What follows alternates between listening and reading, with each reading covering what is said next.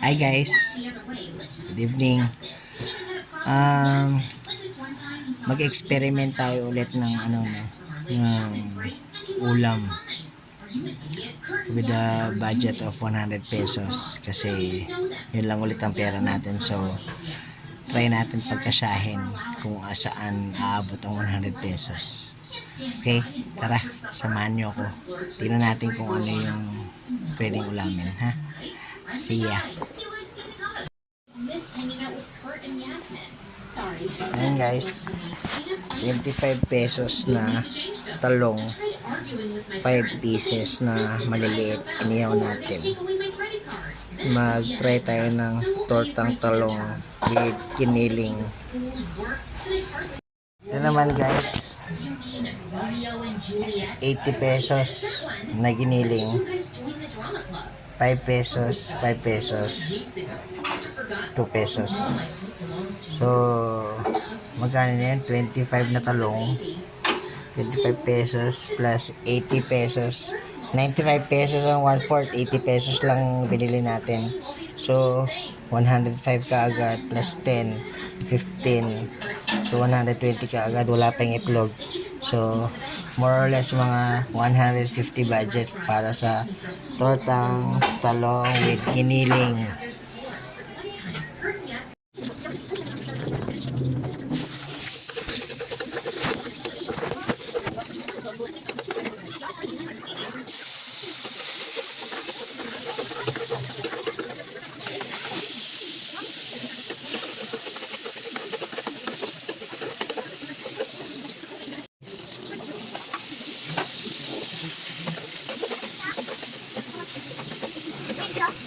Yep. Wow.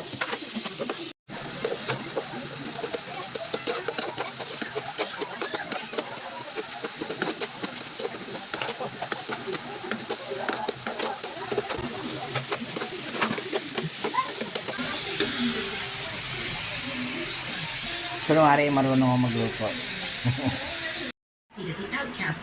Guys, medyo nag-over tayo sa budget, no? 100 lang dapat, kaso wala tayong choice, kailangan magdagdag. So, mabot tayo ng 100, almost 150 pesos para sa torta talong. So, ito, piprito na natin yung talong.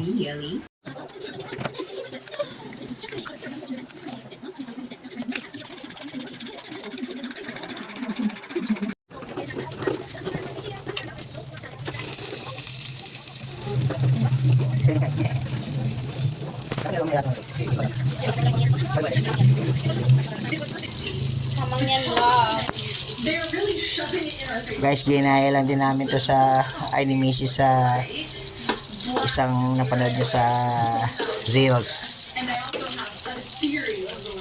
Experiment nga eh. Guys, may nagbigay sa atin ng sabaw na nilaga. As in sabaw lang, no? Medyo may yung meron siyang taba, as in cholesterol, pero masarap. Pero libre lang to, libre lang, wala tayong binayad dito, bigay lang to ni Charlene. So thank you Charlene sa sabaw ng nilaga, the famous nilaga ng Dalipig. Bye bye.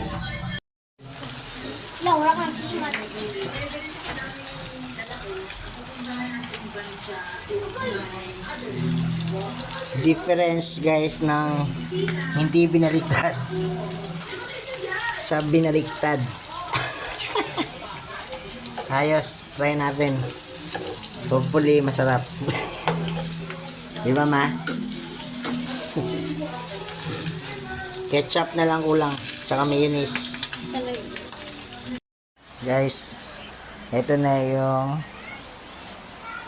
eggplant omelette at saka yung sinasabi ko sa inyo taba na nilaga.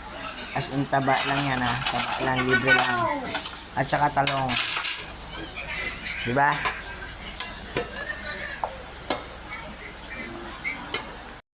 Tara, kain tayo guys.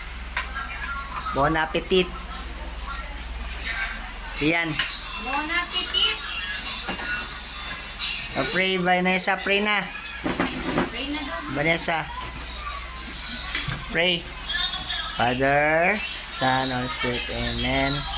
Bless us, O Lord, and this thy gift, which you are about to receive from thy bounty to Christ our Lord. Amen.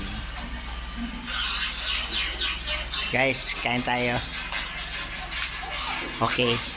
150 challenge. Actually, 100 pesos. Pero naging 150. Pero, okay lang. Kahit wala na tayong pera bukas. See ya.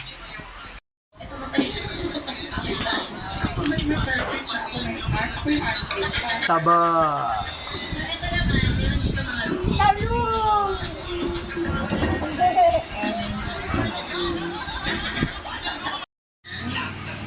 Mahiwaga ang bola.